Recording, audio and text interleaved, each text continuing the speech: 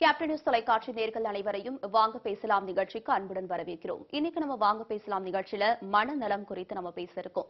மனநலம் பற்றிய பல்வேறு ஆலோசனைகளை தர வந்திருக்கிறார் மனநல மருத்துவர் அப்துல் நசீர் அவர்கள். வணக்கம் சார். வணக்கம் சார். மனநலம் அப்படின்னா என்ன சார்?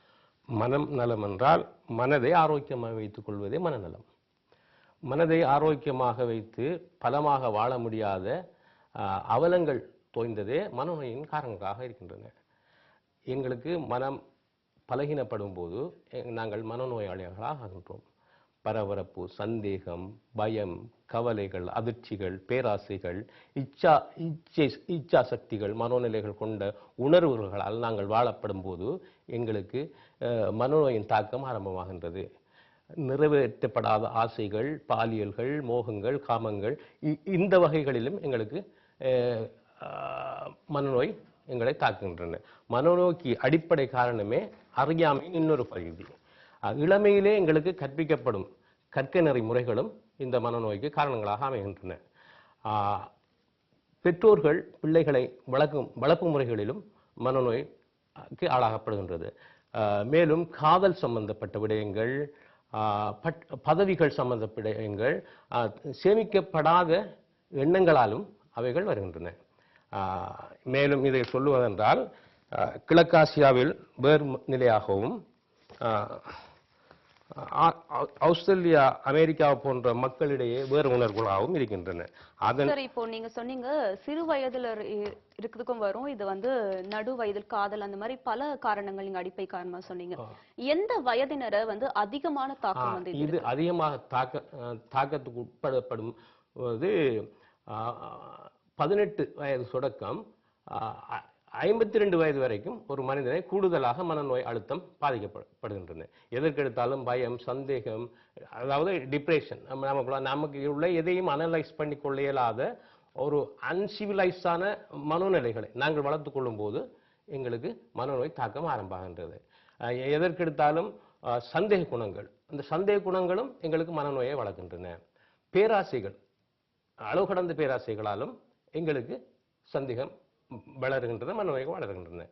இந்த மனநோய்களிலிருந்து எங்களை காப்பாற்ற எண்ணி விட்டால் நாங்கள் ஆனந்தமாகவும் அமைதியாகவும் ஆற்றலுடனும் உறங்க வேண்டும். எதை சார்ந்து நின்ற போதிலும் ஜீவ காருண்யத்தையும் மனித பண்பாடுகளையும் சமூக நல்லெண்ணெய்ச்சிகளையும் வீதி ஒழுங்குகள், அரச நெறிமுறைகள், நன்னெறிகள் போன்ற விடயங்களிலும் சட்டத்துக்கு அமைவான விடயங்களை எங்கள் வாழ்க்கையில் கடைபிடிக்கும் போது எங்களை மன அழுத்தம் தாக்காது. மன அழுத்தம் தாக்கத்துக்கு உட்பட்டவர்கள் உடலியல் ரீதியாகவும் பாதிக்கப்படுகின்றார்கள். இது உளவியல் மருத்துவர்களின் கூற்றல்ல, உடலியல் யதார்த்தமும் அதான். ஒரு குழந்தையை 3 முறை இந்த விடயம் உன்னை பாதித்ததப்பா என்று கேட்டால் 4வது முறை ஆம் என்று சொல்வான். அவனுக்கு இல்லாத ஒன்றையும் ஊட்ட முடியும், இருப்பதையும் இல்லாமல் ஆக்க முடியும். இது ஒரு மனநல மருத்துவரின் கடமை அல்ல, ஒரு கவுன்சிலிங் கொடுக்கக்கூடிய ஒரு ஆசானின் கடமையும் கூட, ஒரு தந்தையின் கடமை, ஒரு தாயின் கடமை. இதை செய்யும் போது ஒரு மாணாக்கன் சமூகத்தில் நாளை ஒரு உயர்ந்த விஞ்ஞானியாக, ஒரு தத்துவ புருஷனாக, ஒரு தலை சிறந்த சிப்பியாக, என்னென்ன துறைகளில் அவனை வளப்படுத்த முடியுமோ அந்த துறையிலே அவனை வளரவிட வேண்டும். எந்த துறையில் அவன் வளர விரும்புகிறான் அந்த துறையில் விடும்போது அவனுக்கு மனநல பாதிப்புகளிலிருந்து அவனை காப்பாற்ற முடியும். மனநல பாதிப்புகள் தான் மேலதிகமான தொல்லைகளை எங்களுக்கு தந்து கொண்டிருக்கிறது. அதாவது ஓவர் டிப்ரெஷன் தான் மனநலம் பாதிக்கப்பட முக்கிய காரணம். அந்த டிப்ரெஷன், மன இறுக்கங்கள், இந்த தாழ்வு மனப்பான்மைகள் அதுக்கு பிரதான காரணமாக இருக்கின்றன. தாழ்வு மனப்பான்மைகள் என்று சொல்லும் போது என்னை விட உயர்ந்ததை மட்டும்தான் பார்க்கின்றேன். அதாவது எனக்கு ஒரு 4 அடுக்கு மாளிகை போதும், 40 அறை மாளிகை கட்டி என்னுடைய நாய் ஆரோக்கியமா தூங்குறது, நான் ஆரோக்கியம் என்று வேலைக்கு உண்ணாமலும் உறங்காமலும் வாழ முடியாத அவல நிலைக்கு நான் தள்ளப்படுகின்றேன். அப்போது எனக்கு மாத்திரைகளை கொண்டும் மருந்தை கொண்டுமே என்னுடைய ஆரோக்கியத்தையும் என்னுடைய உடல் நலத்தையும் காரணமான பண்ணிக்குள்ள எண்ணுகின்றேன். ஆனால் அங்கே ஆரோக்கியம் கிடைப்பதில்லை. ஒழுங்கான பிராண சூழல்களை, ஒழுங்கான ஓய்வு நிலைகளிலும் ஓய்வான தன்மைகளிலும் என்னையும் எம்மை சார்ந்த சூழலையும் வைத்துக் கொள்ளும் போதுதான் மன நோய்களிலிருந்து விடுபடலாம். அலோபதி மெடிசினாக மருத்துவர்களாகட்டும், டெலிபதி மருத்துவர்களாகட்டும், ஹோமியோபதி மருத்துவர்களாகவும், அக்யூபஞ்சரி மருத்துவர்களாகவும், எந்த துறை மருத்துவர்களை சார்ந்தாலும் மருந்தும் குணமாக்குவதில்லை, மனோசக்தியாளரின் கவுன்சிலினும் ஒரு மனிதனை குணப்படுத்துவதில்லை. அவனே அவனுக்கு விடுதலையாக வேண்டும். முதல் விடுதலையானால் அவன் நாட்டுக்கும் வீட்டுக்கும் சிறந்த சமூக பிரஜையாக உருவாகி சரித்திரத்தில் இடம் பிடிக்கலாம். மூடக்கதைகள், அந்த கட்டுக்கதைகள், ஆதாரமற்ற கூற்றுக்கள், புரட்சிகள், கடும் போராட்ட மனோநிலைகள், இதுவும் அவனுக்கு நாளடைவில் நரம்பு தளர்ச்சியாகின்றன. 10-60 சக்கரங்களை உங்களுடைய பின்னடைவுகளிலிருந்து அது மூளையை தாக்குகின்றது, பின் மூளையை தாக்குகின்றது. அப்போது தாக்கும்போது வெளிமனமாகப்பட்டது பேராசை கொண்ட குணங்களையும் அடுக்கடுக்கான துயரங்களையும் சேமிக்கும் ஒரு சேமிப்பு கிடக்காக இருக்கின்றது. இதுக்கு மன்னிக்க தெரியாது வெளிமனம், சிந்திக்க முடியாது, நிதான போக்குகள் கடைபிடிக்க தெரியாது, இப்படிப்பட்ட எண்ணங்களை கொண்டதாக வெளிமனம் இருக்கின்றது. இப்ப நீங்க சொன்னீங்க மனநலம் பாதிக்கும் போது உடல் நலமும் சேர்ந்து பாதிக்கப்படுது அப்படின்னு. அது என்னென்ன மாதிரியான பாதிப்புகள்? உடல் நலம் தளர்ச்சி ஏற்படும், தலையிடி ஏற்படும், உடலில் கடுப்புகள் ஏற்படும், பேட் ட்ரீம், கெட்ட கனவுகள் எங்களுக்கு உருவாகும், தூக்கத்தில் நடக்கும் தன்மைகள் வரும். காலக்கிரமத்தில் அது எங்களுக்கு நாங்கள் என்னென்ன வியாதிகளால் அவதியுறுகின்றோமோ அத்தனைக்கும் மனமும் ஒரு காரணம். மருந்து ஒரு ஒரு அளவு மனிதனை குணப்படுத்தும் என்றால் மனோ சத்துவமும் ஒரு அளவு குணப்படுத்தும். ரெண்டும் குணப்படுத்துவதற்கு 3ஆம் நபராக இருக்க அழியவன் அந்த நோயாளி அவனை காரணம் பண்ணிக்கொள்ள காப்பாற்றிக் கொள்வதற்கு அவனை அவன் பலப்படுத்துவதற்கு சிறந்த நீரில் நீராட வேண்டும். வாசனையான ஆரோக்கியமான பலமான கம்பீரமான உடலியல் உளவியல் சார்ந்த நட்போக்குகளை கடைபிடித்தால் மனிதன் நன்னறிகளுக்கு வருவான். இப்போ ஒருத்தர் மனநலம் குறைபாடு இவருக்கு ஏற்படுது அப்படின்னு என்னென்ன அறிகுறிகள்லாம் நம்ம தெரிஞ்சுக்கலாம்? மனநலம் குறைபாடு ஏற்படும் போது விரக்தியான வேதாந்தங்கள் முதலாவது பேசுவார், கற்பனையான விடயங்களுக்கு செல்லுவார், அவரே ஒரு அற்புதமான ஆத்மா என்று கூட சொல்லுவார். தான் ஒரு தீர்க்கதரிசி, தனக்குள்ளே மட்டுமே மகா சக்தி இருப்பதாகவும் தானும் நம்பிக்கொள்வார், மற்றவரை நம்ப வைப்பார். பலகீனத்தின் ஆத்மாவாக அவர் இருப்பது, உயிராக இருப்பது அவருக்கு தெரியாத விடயங்களாக இருக்கின்றன. இப்ப அவங்களுக்கு இப்ப ஸ்டார்டிங் ஸ்டேஜ்லயே நம்ம ஆலோசனை எடுத்துக்கிட்டோம்னா கியூர் ஆகிறதுக்கு வாய்ப்புகள் இருக்கு. அவரை ஒரு நபரை எடுத்துக்கொண்டால் அவர் ஒரு விடயத்தை சொல்லுகின்றார், அதுக்கு எதிர்மாறாகத்தான் நாங்கள் சொன்னால் அவர் அதை ஏற்றுக்கொள்ள மாட்டார். அவருடன் அனுசரணையாக போ காலக்கிரமங்களில் அவரை படிப்படியாக அவர்களுடைய நிலையிலிருந்து நாங்கள் விடுவிக்க எண்ண வேண்டும். அப்போது அவரும் பூரண ஆரோக்கியம் பெறுவார். அவரை சூழ்ந்திருக்க சூழலை விட்டும் அவர் வெளியே கொண்டு வரப்படுவார். இப்போ ஸ்டார்டிங் ஸ்டேஜ் அப்படின்றத விட இப்போ யாருமே ஒரு கேர் பண்ணல, இந்த மாதிரி மனநலம் பாதிக்கப்பட்டவங்க யாரும் கேர் பண்ணல அப்படின்னா கடைசி நேரத்துல மருத்துவர் அணுகும் போது எந்த மாதிரியான ஒரு ட்ரீட்மெண்ட்லாம் நீங்க தருவீங்க? அப்படியானவர்களுக்கு சாதாரணமா ஒரு மின்சார அனலைஸ் கொடுக்கின்றோம், அதாவது கரண்ட் மின்னழுத்தம் கொடுக்கின்றோம். அல்லது போனால் அவரை அடிக்கின்றோம், அவருக்கு மருந்து கொடுக்கின்றோம், அவரை மெஸ்மரிசம் ஒரு வெளிமன உறக்கத்தை அவருக்கு செலுத்தி எங்களுடைய கண்ணை பாருங்கள், இதோ நீங்கள் படிப்படியாக எங்களுடைய கட்டுப்பாட்டுக்குள் வந்து கொண்டிருக்கின்றீர்கள், நீங்கள் உங்களுடைய இயக்கங்கள் செயலிழந்து வருகின்றது, எங்களுடைய இதோ நீ வரும் நிலைகளை என்னுடன் இருந்த அவதானி, நீ ஆனந்தமான நிலைக்கு போறாய், உனக்குள்ள அந்த பாவனை லயம் போராட்டம் இவைகள் படிப்படியாக நீங்குகின்றது என்று அவரை ஆழ்ந்த மனநிலைக்கு ஒரு தாலாட்டு பாடும் அன்னையை போல் அணுக வேண்டும். அப்போது அவர் அந்த நிலையிலிருந்து ஓரளவு தான் காப்பாற்றப்படுவார். பூரணமாக ஒருத்தர் மனநோயாளியை ஆகிவிட்டார், அவரை அதிலிருந்து விடுவிக்க முடியாது. மனிதன் 100% 90% 80% சிகிச்சை அளிக்க முடியாது. 10% ஏகோபித்து எல்லாருமே உலகத்திலே மனநோயாளிகளாகத்தான் இருக்கிறார்கள். அதில் 40% தாண்டும் போது அவர் ஓரளவுக்கு மனநோய் சேர்ந்துக்கு வந்திருக்கார். மறதி இதுக்கு அடிப்படை காரணமாக இருக்கின்றது, கடும் கோபம் இதுக்கு அடிப்படை காரணமாக இருக்கின்றது, பேராசைகள் போன்றதை ஏற்கனவே சொன்னதை போல் இதெல்லாம் இந்த காரணங்களாலே இவர் மனநோயாளி. அவருடைய பிஹேவியரே டோட்டலா சேஞ்ச் ஆகக்கூடிய ஒரு நிலைமைகளை அவரை கொண்டு அவரை எப்போதுமே ஒரு குழந்தை வளர்ப்பு திட்டத்தில் எடுத்துக்கொண்டால் ஒரு தாய் ஒரு பிள்ளையை பாராட்ட வேண்டும். மாறாக இகழ்ந்தும் அவனை துன்புறுத்தும் தன்மைகளும் வரும்போது உளவியல் அந்த சிறுவனை பாதிக்கின்றது. இது ஒரு அடிப்படையான பிரச்சனை. இது சிறுவனை மட்டுமில்லை, பெரியோரை வளர்ந்தவர்களையும் நம்மையும் ஒருவர் ஏசினால் நமக்கு ஒரு உணர்வு வரும், பாராட்டினால் ஒரு உணர்வு வரும். எப்போதுமே செலிபிரேட் பண்ணப்பட ஒருவருக்கு அது நாங்கள் கொடுக்க வேண்டிய கவுன்சிலர்களாக. இப்போ நீங்க சொன்னீங்க 40% இருக்கிறவங்கள மட்டும் தான் வந்து ஓரளவுக்கு எங்களால கியூர் பண்ண முடியும். 40%னா அவங்க எந்த ஸ்டேஜ் இருக்காங்க? அவர்கள் மறதியுடையவர்களாக இருப்பார்கள். தான் என்ன செய்து கொண்டிருக்கின்றேன், தனக்கும் தன்னை உதவ முடியாமல் பிறருக்கும் உதவ முடியாத அவல நிலைகளில் இருப்பார்கள். கடும் சினம் கொண்டவர்களாக இருப்பார்கள். தொல்லைகள் பண்ணக்கூடியவர்களாக இருப்பார்கள். இவர்களை கட்டுப்பாட்டு கொண்டு வர முடியும். இப்போ 40%க்கு மேல இருக்கவங்க கடைசி வரைக்கும் அவங்க அப்படியே தான் இருக்காங்க. அந்த 40% இருக்கும் அந்த மக்களை 40% நிலைக்கு கொண்டு வந்துதான் அவர்களை குணப்படுத்த முடியும். அவர்களை கொண்டு வருவதற்கு அவர்கள் சார்ந்திருக்கும் சூழல்கள் இந்த மருத்துவர்களுடன் சேர்ந்து உதவினால் மட்டுமே அன்றி அவர்களை குணப்படுத்த முடியாது. இப்போ இந்த மாதிரி ஒரு மனநல ஆலோசகர் அப்படின்னா நம்ம கரெக்டா வந்து யாரை போய் நம்ம அணுகிறது, என்னென்ன விதமான மருத்துவ முறைகள் அது? மனநல மருத்துவர் இப்ப சாதாரணமாக சிலர் ஒரு மூட கொள்கைகளை எடுத்துக்கொள்வோம். தெய்வம் ஆடிக்கொண்டும் இன்னும் கற்பனையான விடயங்களை செய்தும் ஒரு குருக்களிடம் செல்லுகின்றார்கள். அவர் ஏதோ ஒன்றை செய்கின்றார். அப்போதும் அவர் அழுத்தும் அந்த மின் அழுத்தங்களும் அங்கே நடத்தப்படுவதும் ஒரு வகையான மனோவியல் தத்துவம் தான். இன்னும் சொல்ல போனால் ஆலோசனை நேர பகுதிகளிலும் நற்சிந்தனை அடிப்படையிலும் நாங்கள் தொடர்படும் மருத்துவர்கள் அதுக்கு தகுதியானவர்கள். எப்போதுமே அலோபதி சம்பந்தப்பட்ட மருத்துவர்கள் 10ல் 1 தான் டெலிபதி சம்பந்தப்பட்ட மனநல மருத்துவர்கள். ஏனென்றால் அந்த துறை சார்ந்த விடயம் கற்பதற்கும் பயிற்சி எடுப்பதற்கும் கடினமானது. ஏனென்றால் கண்களால் பார்க்கும் போது அவர் காந்த சக்தி உடையவராகவும், கைகளால் பிடிக்கும் போது ஜீவமன் சக்தி உடையவர்களாகவும், பேச்சு மூச்சில் அவர் பிராண சக்தி கூடியவராகவும், இளமையிலே அவர் கடின பயிற்சி உடையவர்களாகவும் இருக்க வேண்டும். அந்த கடின பயிற்சிக்கு அவருக்கு சூழ்நிலைகளும் அவரை சார்ந்திருப்பவர்களும் அதற்கு ஒத்துழைக்க மாட்டார்கள். இந்த பயிற்சியை பெற்றுக்கொண்டாரேயானால் அவர் மற்றவரை ஆளலாம். இப்ப சார் நீங்க வந்து சொன்னீங்க இப்போ மனநலம் ஒருத்தருக்கு குறைபாடு ஏற்படுது அப்படின்னா நம்ம ஒரு மனநல ஆலோசகரை போய் நம்ம அணுகிறோம், மனநல மருத்துவர் அணுகிறோம். இதுக்கு வேற என்ன மாதிரியான வழிமுறைகள்லாம் இருக்கு?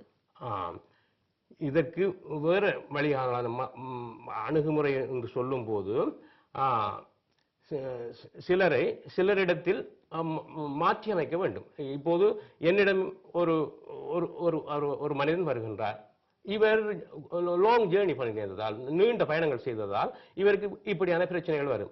இடங்கள் மாறும் போதும், சூழ்நிலைகள் மாறும் போதும், அவர் ஒரு இடத்துக்கு இன்னொரு இடத்துக்கு மாற்றப்படும் போதும் அவருடைய எண்ண கதிர்கள் மாற்றமடைகின்றன. மின்காந்தங்கள் சில இடங்களில் கூடியதாகவும், காந்த சக்திகள் சில இடங்களில், சில சூழல்களில், சில தன்மைகளில் குறைந்ததாகவும் இருக்கும். அதனால் இவருக்கு இப்படியான பிரச்சனைகள் வரும்.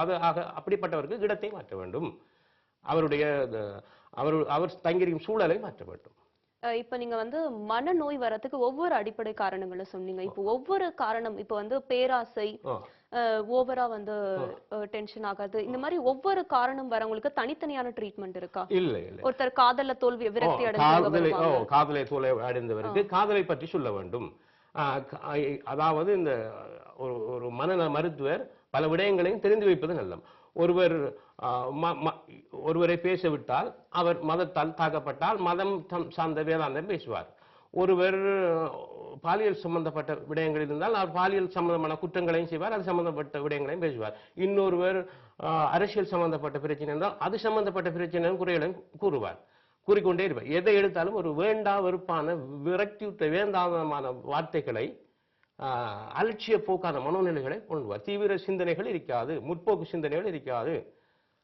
பழிவாங்கும் தன்மைகள், விரக்தி வேதாந்தங்களில் இறுதி பிரமாணம் பழிவாங்கும் தன்மைகள், கடும் கோபம், அடுத்து பழிவாங்கும் தன்மை. இப்படி வரும் பட்சத்திலும் அவர் மனநோயாளியாக மாறிவிடுவார்.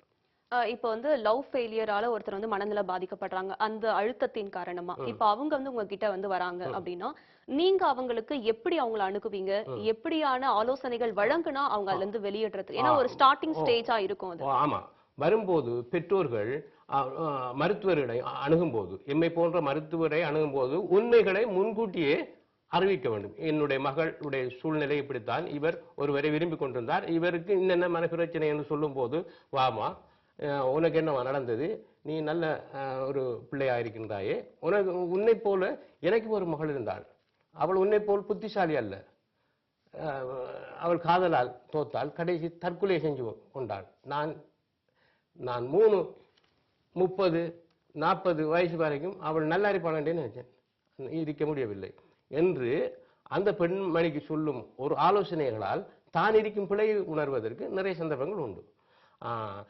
என்னை எடுத்துக்கொள்ளம்மா, எனக்கு காதலும் இல்லை, மனைவியும் இல்லை, இருப்பதற்கு இல்லவும் இல்லாமல் இது வாடகை வீட்டில் இருக்கின்றேன். ஆனால் நானும் தெளிவாகத்தானே இருக்கின்றேன் உன்னை போல் என்று அவர் பக்கம் சார்ந்த விடயங்களில் எந்த மனிதர்கள் எந்த நிலையோ அந்த மனிதர்கள் விடயங்கள் சாய்ந்தவர்களாக அவர்களுக்கு அந்த ஆலோசனைகளை வழங்க வேண்டும்.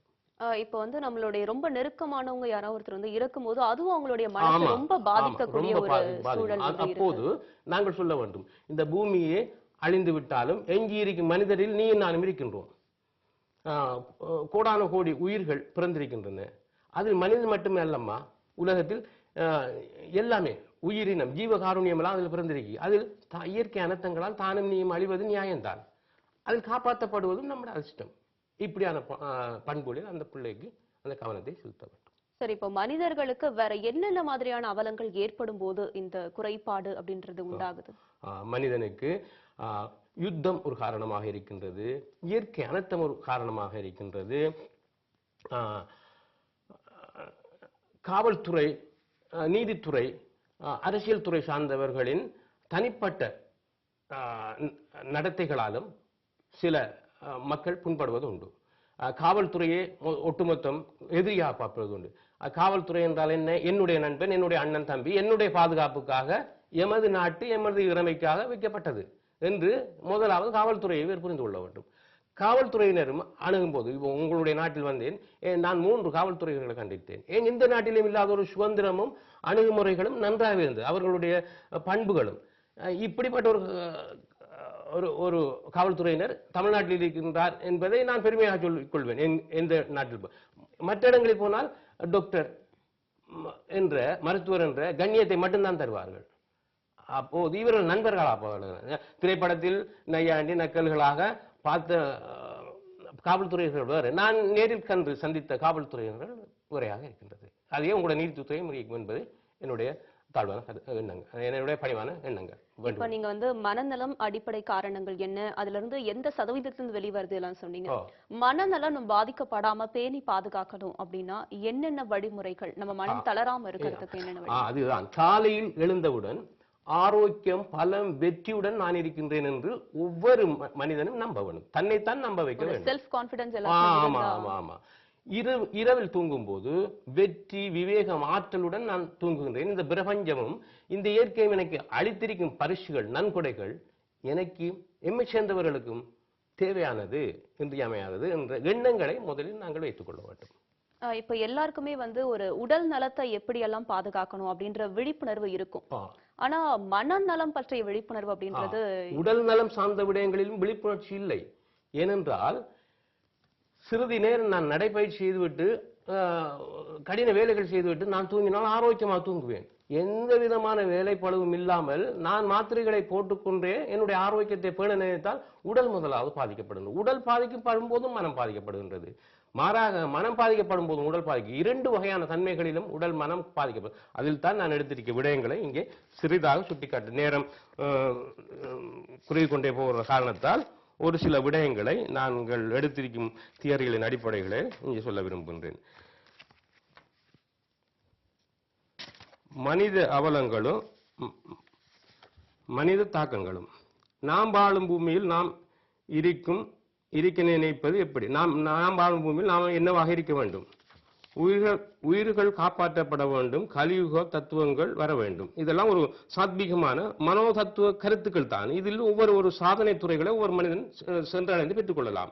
நம் பூமியை எவ்வாறு காப்பாற்றுவது, மூட நம்பிக்கைகளை எவ்வாறு களைவது, சுத்தம் சூழல்களை பாதுகாத்து வீதி நலன்களையும் சட்டத்தையும் நாங்கள் எப்படி மதிப்பது, யூதர்களின் அறிவும் ஆற்றலும், இந்து சமய கலாச்சாரமும் ஆற்றல் வாய்ந்த சிந்தனைகளும், புத்த பெருமானின் அறிவும் அன்பும், இஸ்லாமியர்களின் தனித்துவ தன்மையும், விஞ்ஞானம் தேடும் ஆற்றல் வாய்ந்த உலகமும், கிழக்கும் மேற்கும் சந்திக்கும் போது கூடி வரும் நன்மைகளும், பகுத்தறிவும் விஞ்ஞானம் சொல்லும் புதிய உலகம் எவ்வாறு இருக்கும், நம்பிக்கையை நம் வாழ்க்கையில் கடைபிடிக்க நாம் என்ன செய்ய வேண்டும், குற்றம் புரிவோரை சட்டம் போட்டு தடுக்கும் மக்கள் துணையுடன் நாம் நடக்க வேண்டும், நீ என்பது யார், நான் என்பது எது, நம் நிலை என்பது என்ன, எதுவும் எங்கேயும் வரும் சுழற்சியும் சுற்றுதலும்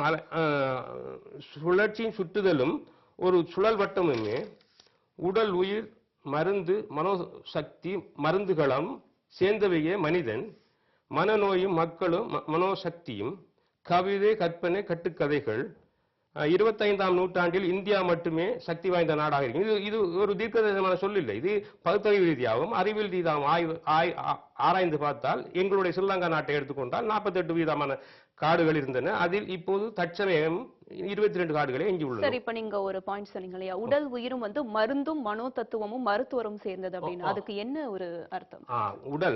உடல் என்பது ஐம்பூதங்களால் ஆன ஒரு கலவை. நீர், நெருப்பு, நிலம், காற்று, ஆகாயம் என்ற ஒன்றுதான் உடல். மனம் ஆகாயத்திலும் நீரிலும் நிலத்திலும் திண்ணமும் திரவமா சேர்ந்திருப்பது. அதனால் உடலும் உயிரும் சேர்ந்ததுதான் மருந்தும் மனமும். மருத்துவரும் ஆரோக்கியமும் அதில் சேர்ந்துதான் இருக்கின்றது. நல்லாவே புரிந்து கொள்ள வேண்டும், நன்றாக புரிந்து கொள்ள வேண்டும். சரி, இப்போ அடுத்து வந்து பாத்தீங்கன்னா, இப்ப நீங்க வந்து சொன்னீங்க மனநலம் பாதிக்கப்பட்டாதான் வந்து உடல்நலம் பாதிக்கும் இல்ல, உடல் நலம் பாதிக்கப்பட்டாலும் மனநலம் பாதிக்கப்படும் அப்படின்னு. அப்படி என்ன மாதிரியான உடல் நலம் பாதிக்கப்படும் போது அது நேரடியா மன குறைபாடு? கேள்வியை கேட்டீர்கள். முதலாவது விடயம், உடல் நலம் என்கும் போது லேசான தலையிடி வர ஆரம்பிக்கும். ஒருவனுக்கு மனநோய் தாக்கப்படும் போது அது தொடராக வர ஆரம்பிக்கும். மறதிகள் அடிக்கடி ஏற்படும். பின்னங்காலும் இருதய துடிப்புகளும் ஹார்ட் சம்பந்தப்பட்டதும் அதிகமாக துடிக்கும். எதிலும் தெளிவெடுக்க இயலாத ஒரு முடிவு நிலைகள் வரும். தூரநோக்கு விடயங்களில் பயங்கொண்டதாக இருக்கும். கடந்து போன காலங்களில் ஏற்பட்ட கசப்பான அனுபவங்களை மறக்க முடியாத சூழ்நிலைகள் ரிப்பீட் ஆகி மறுபடி எங்களை வந்து ஆட்கொள்ளும் போது மனநோய் லேசாக தாக்க ஆரம்பிக்கின்றது. இதில் தான் கவனமாக இருக்க வேண்டும்.